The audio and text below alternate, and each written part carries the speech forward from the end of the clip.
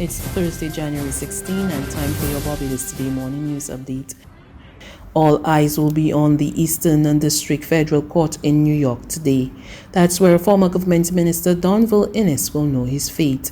Inniss is accused by the United States of accepting US $36,000 bribe from the Insurance Corporation of Barbados while he was a Minister of Industry, International Business and Commerce. If convicted, Inniss, who is charged with 2 counts of money laundering, along with conspiracy to commit money laundering, faces up to 20 years in federal prison and a fine of up to $1 million Barbados dollars. At today's hearing, the prosecution and defense will make their closing arguments, followed by the summation. The 12-member jury is then expected to deliberate and return a verdict. Government is building a new immigration platform to allow high net worth individuals who want to reside and invest in Barbados to get permanent residency status and ultimately citizenship. Minister of Home Affairs Edmund Hinkson said Cabinet recently approved the new immigration policy, which will make it easier for those who want to invest in Barbados's economy. And people who want to invest in Barbados, who, because of their financial capacity and their educational background, their experience, their age qualifications, are in a position to invest and help build Barbados, we're going to make it easier for them. And therefore, Cabinet has approved that persons who fulfill that category, similar to Canadian immigration policy and some other countries like Malta, for instance, we will allow them permanent residence in this country. And after being here as an ordinary resident for 1,095 days, in other words, 3 years out of 5 or 6 years following that, to become citizens of this country. Minister Hinkson noted that the change in policy was a significant undertaking.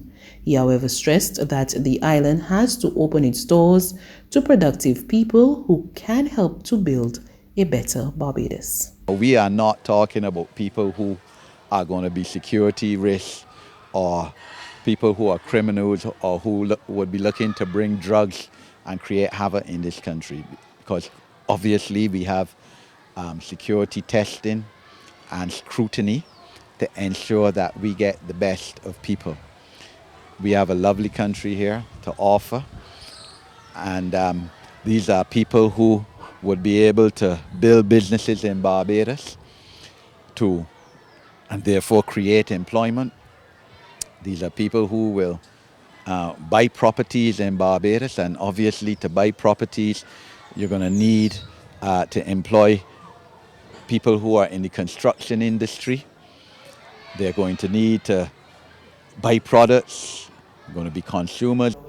After 130 years in existence, the continuity of the Royal Barbados Police Force Band is being threatened by a lack of fresh blood. Deputy Commissioner of Police Oral Williams has urged government to lower the age of entry into the Cadet Corps from 16 to 14 so as to replenish numbers.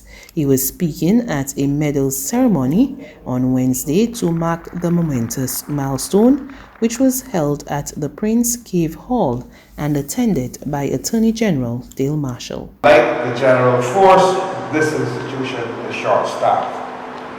The situation, I am told, has nothing to do with the non-existence of applicants willing to join the institution.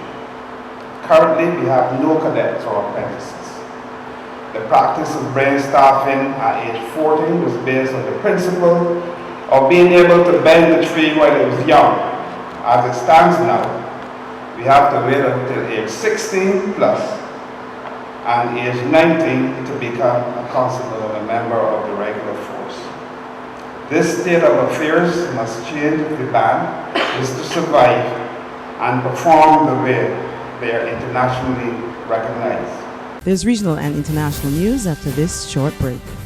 Festive Friday at the Bridgetown Night Market at Pelican Craft Center. Kick off the weekend this Friday from 4 p.m. to midnight with loads of food, drinks, and entertainment. Get ready for Crop Over with the Rhythm Roots Street Parade. Party like it's Kadooman Day on the street around Pelican Village with costume reveler, music, and more. It's Festive Friday. It's Festive Friday at the Bridgetown Night Market at Pelican Village Center from 4 p.m. to midnight. Admission free.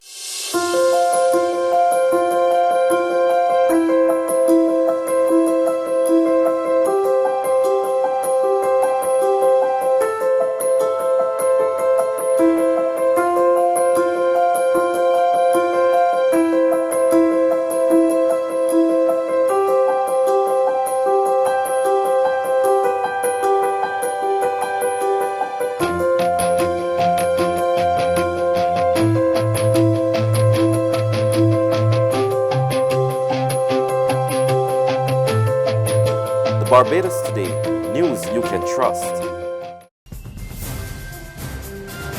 To regional happenings in the Bahamas, pledges for recovery funding rose to $1.5 billion at the Hurricane Dorian Private Sector Pledging Conference. It is estimated that Hurricane Dorian caused $3.4 billion in losses and damage when it tore through the northwest Bahamas last September. Prime Minister Dr. Hubert Minnis said the pledges are an important step in the ongoing reconstruction effort. The Bahamian populace must understand that it's not going to happen overnight. It takes a while to build cities. So you not only have to build, you have to clean, you have to demolish, and subsequently cart off. So you're talking about different phases you have to deal with.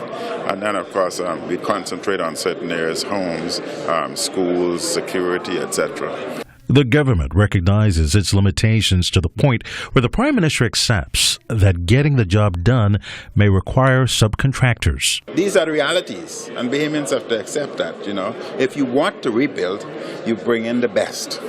You bring the best, that would give you results. Further afield, the Democratic-led House of Representatives voted on Wednesday to send 2 formal charges against U.S. President Donald Trump to the Senate, clearing the way for the 3rd impeachment trial of a president to begin in earnest next week. The U.S. House of Representatives plans to hold a vote on Wednesday, sending articles of impeachment over to the Senate. And Republican Senate Majority Leader Mitch McConnell said he expects the impeachment trial of President Donald Trump could begin in earnest next week. The House is likely to finally send the articles over to us tomorrow.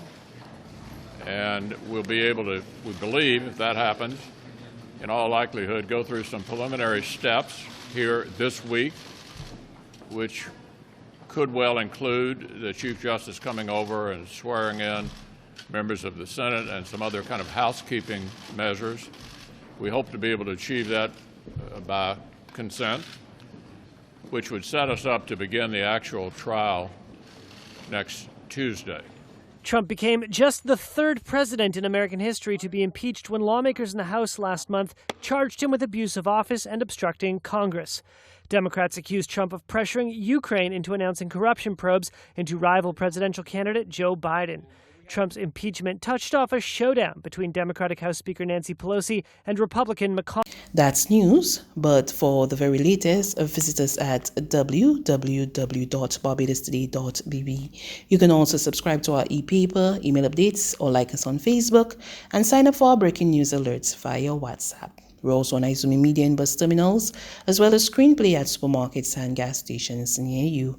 You can also hear us on Mix 96.9 FM and Capital Media HD 99.3 FM.